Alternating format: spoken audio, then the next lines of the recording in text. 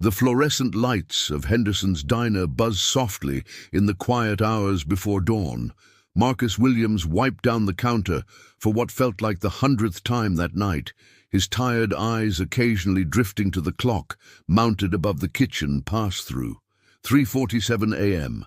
Another 2 hours until his shift ended, and then he'd have exactly 45 minutes to get home, wake up his son Tyler, and get him ready for school before heading to his second job at the warehouse.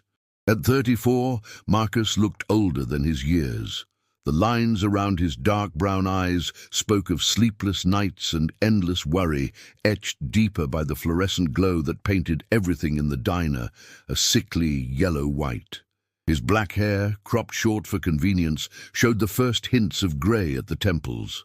His white server's shirt, impeccably clean despite the long shift, was tucked into black slacks that had been pressed so many times the creases seemed permanent. The diner sat on the corner of 5th and Madison in downtown Seattle, a 24-hour establishment that had served the city's insomniacs, night shift workers, and troubled souls for over 40 years. Through the large windows, Marcus could see the rain beginning to fall.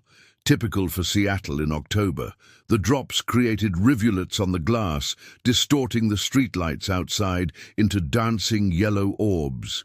The bell above the door chimed, breaking the silence. Marcus looked up, his practiced smile already in place despite his exhaustion. A woman rushed in, her expensive camel-colored coat soaked through, her dark hair plastered to her face. She was in her early 40s, with the kind of refined features that spoke of a life far removed from all-night diners. Behind her, being pushed carefully by a uniformed caregiver, was a wheelchair carrying a young girl. "I'm so sorry to come in at this hour," the woman said breathlessly, her voice carrying the clipped precision of someone used to giving orders in high-pressure situations.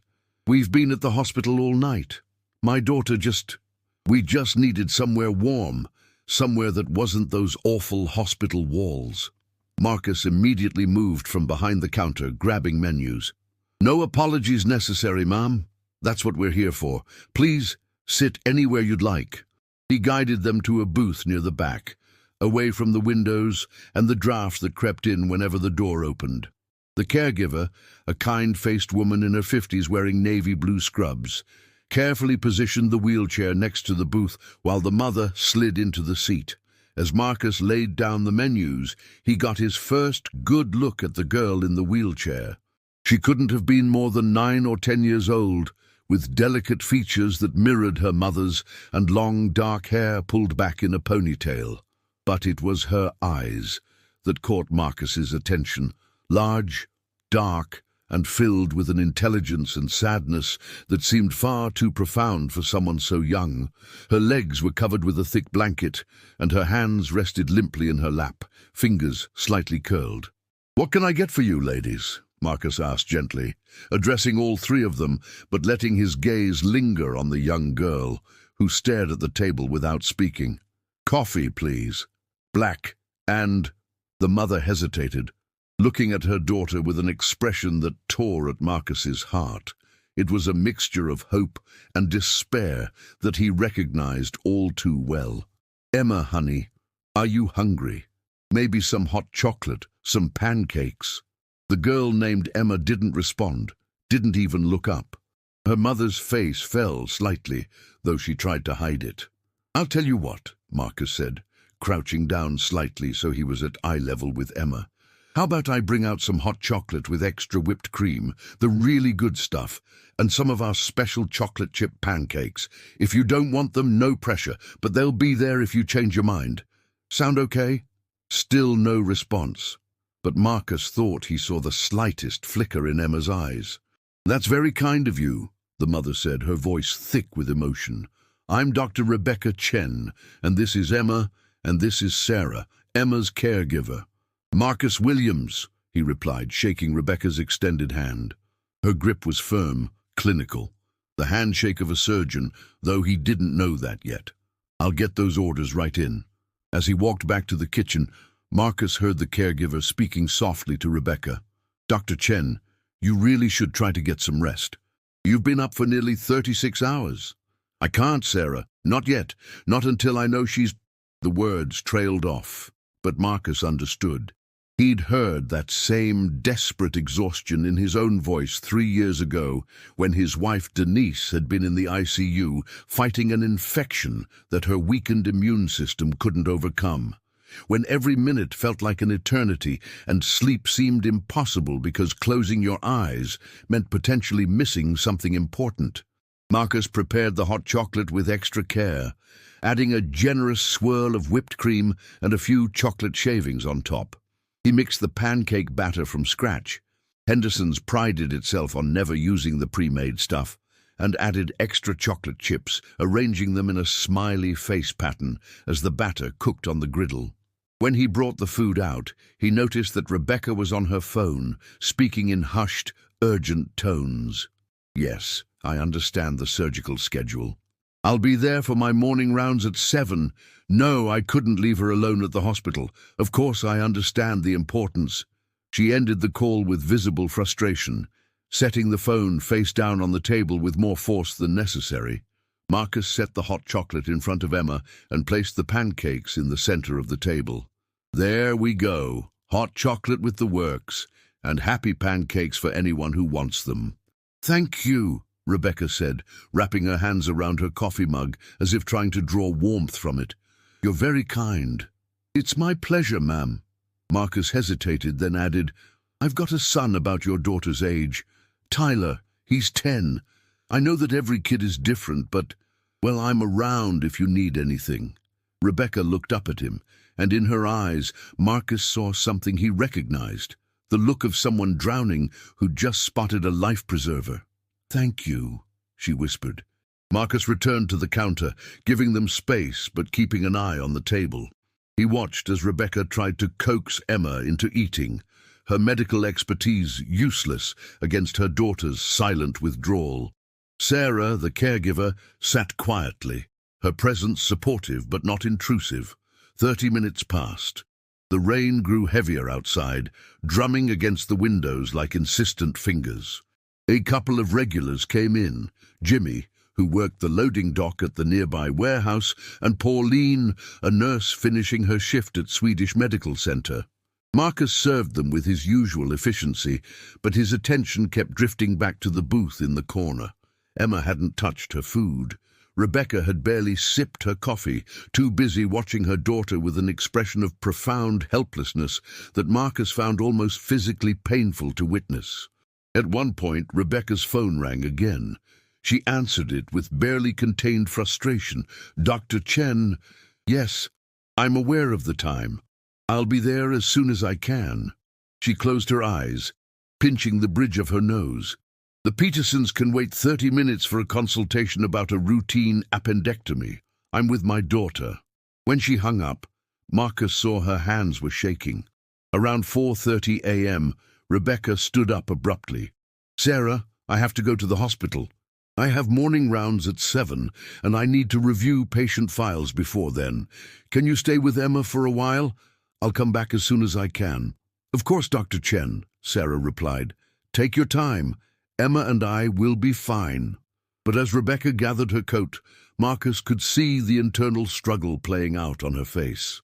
She leaned down to kiss Emma's forehead, whispering something he couldn't hear, and when she straightened up, there were tears in her eyes that she quickly blinked away. She approached the counter where Marcus was standing. "How much do I owe you?" "On the house," Marcus said quietly. "I can't let you—" "Ma'am, please, it's on the house." He paused, then added, "Your daughter's going to be okay. I don't know what you're going through, but I can see you're a good mother. That counts for a lot." Rebecca's composure finally cracked. A single tear rolled down her cheek before she wiped it away. "Thank you," she managed to say. I'll be back in a few hours." After she left, Marcus watched through the window as she stood on the sidewalk in the rain for a long moment, staring back at the diner. Then she pulled out her phone, presumably calling for a ride, and disappeared into the pre-dawn darkness. Marcus approached the booth where Sarah sat with Emma. "Is there anything I can get you? Fresh hot chocolate? Something to eat?" Sarah smiled kindly. "We're fine, thank you. We've had a very long night. Emma had another round of tests at the hospital. Marcus nodded, not pushing for details that weren't his business. But as he returned to his duties, he found himself repeatedly glancing at Emma, this small girl, sitting so still in her wheelchair, and he felt a profound ache in his chest that reminded him of the darkest days after Denise's death, when Tyler had retreated into himself, barely speaking, barely eating. At 5 a.m., Marcus's shift technically ended, but he didn't clock out. His replacement, Jerry, came in through the back door, shaking rain from his jacket. "You're still here?" Jerry asked, surprised. "Man, go home. Get some sleep." Marcus glanced at the booth where Emma and Sarah sat.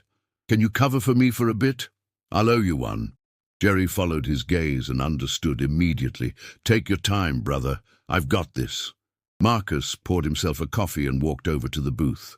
"Sarah, I hope you don't mind, but would it be okay if I sat with you for a while? My shift just ended, but I'm not quite ready to head out into that rain yet."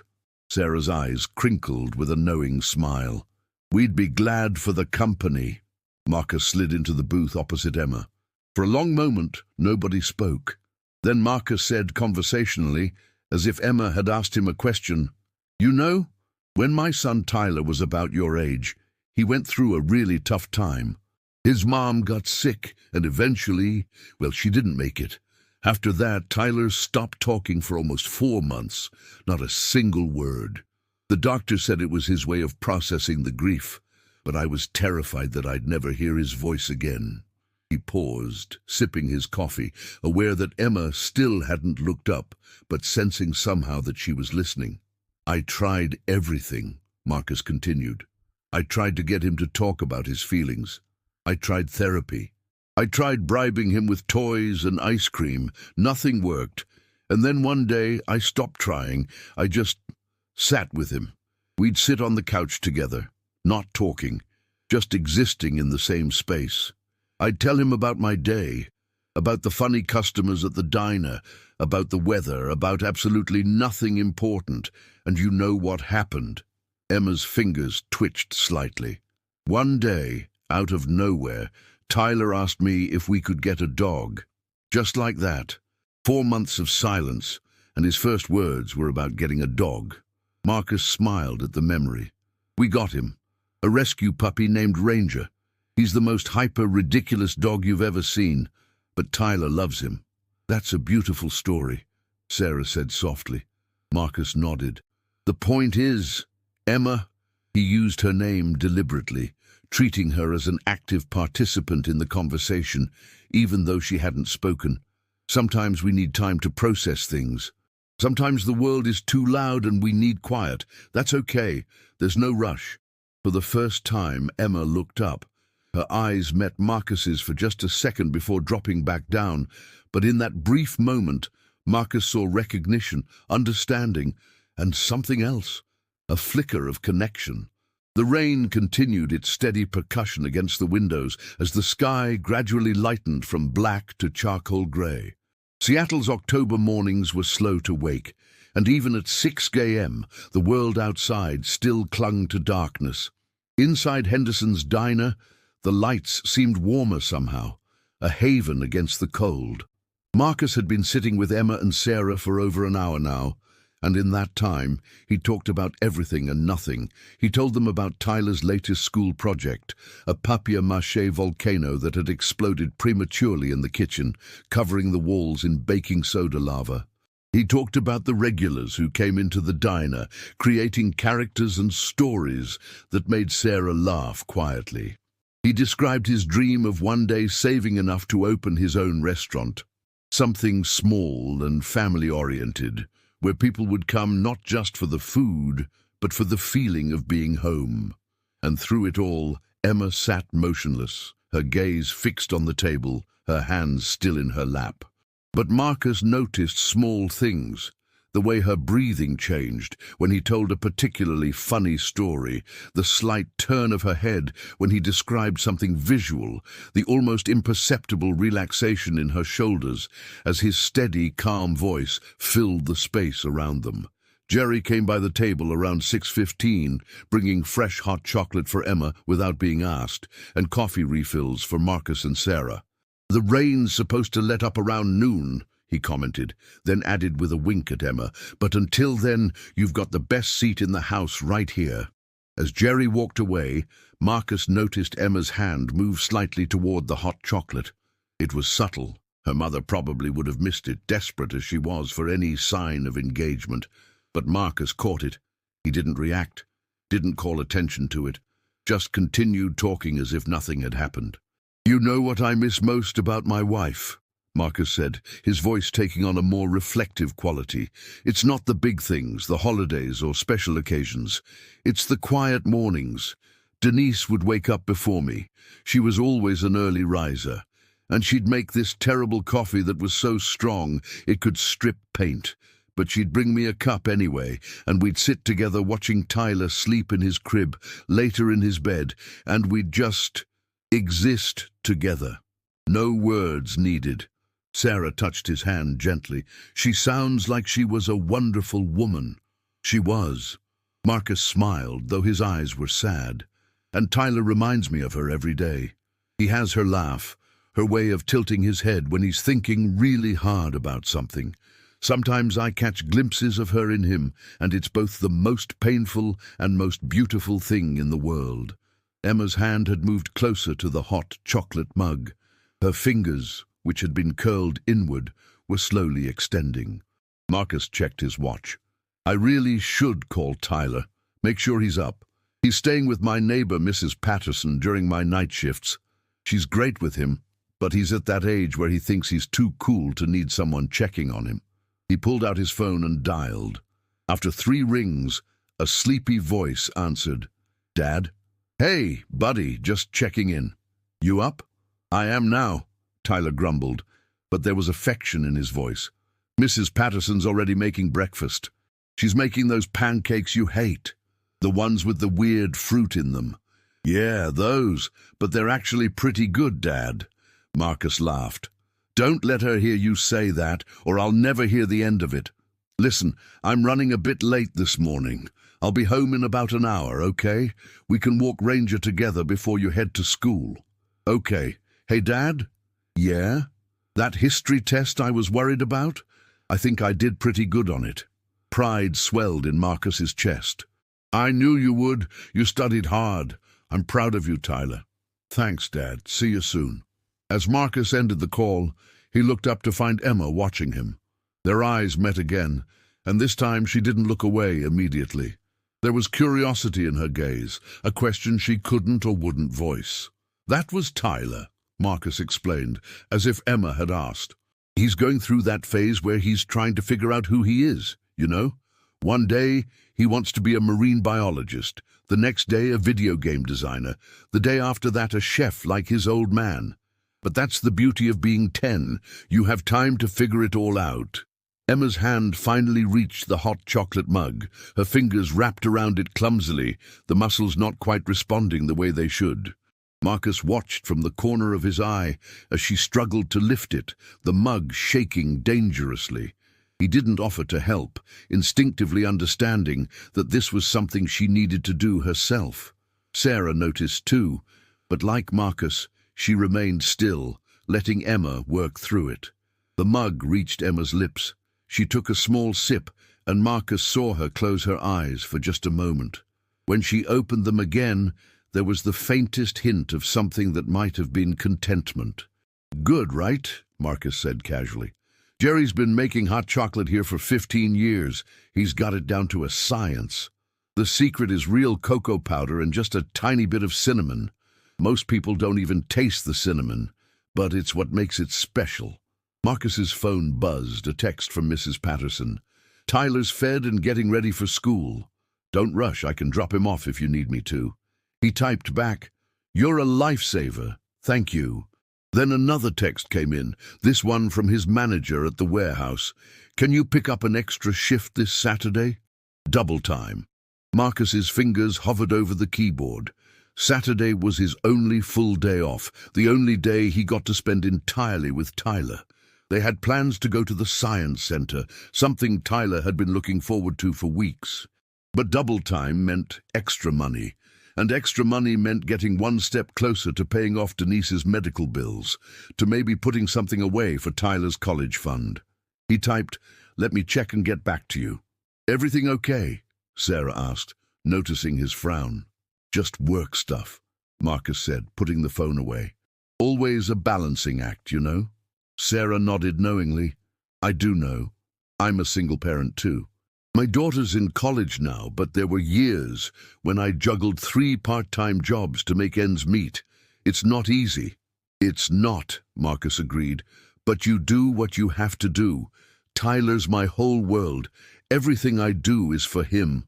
The diner was starting to fill up with the early morning crowd, construction workers grabbing coffee before heading to job sites, office workers stopping in for quick breakfasts before downtown offices opened. The energy in the space shifted from the quiet, contemplative mood of the night hours to something more bustling and alive. Jerry was managing the floor well, but Marcus could see he was starting to get overwhelmed. He stood up reluctantly. "I should probably help out. Jerry's great, but the morning rush can be brutal."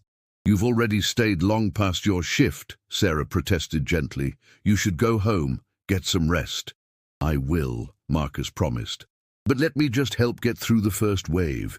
Besides," he smiled at Emma, "I'm not quite ready to leave yet." For the next hour, Marcus worked the floor with Jerry, taking orders, delivering food, refilling coffee cups, and handling the dozens of small crises that always emerged during the breakfast rush. But between every task, he found himself glancing back at the booth where Emma and Sarah sat, making sure they were okay, that they had everything they needed. Around 7:30 a.m., Dr. Rebecca Chen burst through the door, still in her white coat, her ID badge swinging from a lanyard around her neck. She looked even more exhausted than when she'd left, dark circles prominent under her eyes, her movements carrying the jerky quality of someone running on fumes and caffeine. She rushed to the booth. "Emma, baby, I'm so sorry I was gone so long. The emergency department called me in for a consult, and then there was a complication with one of my post-op patients." She stopped abruptly, noticing the empty hot chocolate mug in front of Emma. You drank something?" Sarah nodded, smiling. "She did. About an hour ago." Rebecca's hand flew to her mouth, her eyes filling with tears. "Emma? Honey?" But Emma had retreated again, her head down, her body still. Marcus approached the table, coffee pot in hand. "Refill, Doctor." "Chen?" Rebecca looked up at him, and Marcus was struck by the raw emotion in her face. "She drank something," she whispered, as if saying it too loud might make it untrue. "The therapists at the hospital couldn't get her to eat or drink anything yesterday. She hasn't had anything since yesterday morning at breakfast, and she drank something." "She did," Marcus confirmed gently. "And I think she might be ready for those pancakes now, if I'm reading the situation right." Rebecca stared at him. "Who are you?" "Just a waiter who stayed a bit past his shift," Marcus said. "Would you like me to heat up those pancakes? They're better warm." Rebecca seemed at a loss for words. Yes, please." As Marcus walked back to the kitchen, he heard Rebecca speaking softly to Sarah. "What happened? What did you do?" "We didn't do anything," Sarah replied. "He did. Marcus, he just talked to her. About his son. About life. About nothing in particular. He didn't push. He just let her know she wasn't alone." Marcus reheated the pancakes, adding a fresh pat of butter and warming the syrup. When he brought them back to the table, he set them directly in front of Emma. "These are even better the second time around," he told her. "The chocolate chips get all melty and warm. Tyler always says they taste like a hug." Rebecca watched, barely breathing, as Emma's hand moved slowly toward the fork. Her motor control was clearly compromised. Her fingers fumbled with the utensil, and when she finally managed to grip it, her hand shook noticeably. But she persevered, managing to cut a small piece of pancake and bring it to her mouth. The moment Emma swallowed, Rebecca let out a sob that she quickly tried to suppress. "Oh, Emma. Oh, baby." Emma took another bite, and then another, each movement painstaking but deliberate. Marcus backed away, giving the family privacy, but he felt his own eyes stinging with tears. Jerry appeared beside him at the counter. "What's the story there?" he asked quietly. "I don't know all of it," Marcus admitted. "But whatever that little girl's going through, she's fighting, and her mom's fighting too. Sometimes people just need someone to see them, to really see them. You're a good man, Marcus Williams." "I'm just a guy who understands what it's like when things fall apart," Marcus said, "and what it's like to try to put them back together." By 8:30 a.m., Marcus knew he had to leave. He'd already been at the diner for over 10 hours, and exhaustion was beginning to catch up with him. His feet ached, his back was sore, and he could feel the familiar fatigue that came from running on too little sleep and too much coffee. But more importantly, he needed to get home to Tyler, to walk Ranger, to maintain the routines that gave his son stability in a world that had already proven to be uncertain. He approached Rebecca's booth one final time. Emma had eaten about half of the pancakes, a significant achievement given Sarah's whispered comment that Emma hadn't eaten solid food in 2 days. Rebecca looked marginally less stressed, though the exhaustion was etched even deeper into her features. "Doctor, Jen, I really do need to head out now," Marcus said. "But before I go, I wanted to give you this." He pulled out a piece of paper with his phone number written on it. "I know this might seem strange, coming from someone you just met, but if Emma ever needs someone to talk to, or not talk to, I'm around. Sometimes kids respond better to someone who isn't family, someone who doesn't have all the emotional investment. No pressure, no obligation. Just if you need it." Rebecca took the paper, staring at it for a long moment. "You stayed here for 4 hours after your shift ended, with a daughter who isn't yours. Why?" Marcus considered the question carefully. 3 years ago, when my wife was dying, a nurse at the hospital stayed with Tyler in the waiting room for an entire shift. She wasn't supposed to. It wasn't her job, wasn't her responsibility. But she saw a scared little boy who was about to lose his mother, and she just stayed. She played card games with him, read him stories, let him cry on her shoulder. I never properly thanked her. I was too wrapped up in my own grief, and by the time I thought to find her again, I didn't even remember her name." He paused, his voice growing thick with emotion. "I guess this is me paying that forward. Emma reminded me of Tyler in those dark days. And you reminded me of myself, trying so hard to hold it together, to be strong, when all you want to do is fall apart." Rebecca's professional composure finally shattered completely. Tears streamed down her face as she stood up and, in a gesture that surprised them both, pulled Marcus into a brief, tight hug. "Thank you," she whispered. "You have no idea what you've given us tonight, what you've given Emma." When she pulled back, she wiped her eyes with the heel of her hand. "I'm sorry. I'm not usually. I'm a surgeon. I'm trained to keep my emotions in check. But Emma is my whole world, and watching her retreat into herself has been the most helpless I've ever felt in my entire life." "What happened to her?" Marcus asked gently. "If you don't mind my asking." Rebecca glanced at Emma, who had her head down again but whose fingers were tracing patterns on the table, a small but significant engagement with her environment. 4 months ago, Emma was in a car accident. A drunk driver ran a red light while I was driving her home from a piano recital. The impact was on her side of the car.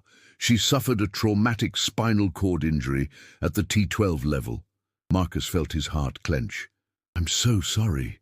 "The doctor said she'd never walk again," Rebecca continued, her voice clinical now, as if discussing someone else's case rather than her own daughter. "Paralysis from the waist down, permanent nerve damage, but the physical injuries, as devastating as they are, aren't the worst of it. The psychological trauma has been even more profound. Emma was such a vibrant, talkative child. She loved school, loved her friends, loved piano and swimming and dancing. And then in one instant, everything changed. She sat back down, suddenly seeming to deflate. She stopped talking entirely about 2 weeks after the accident.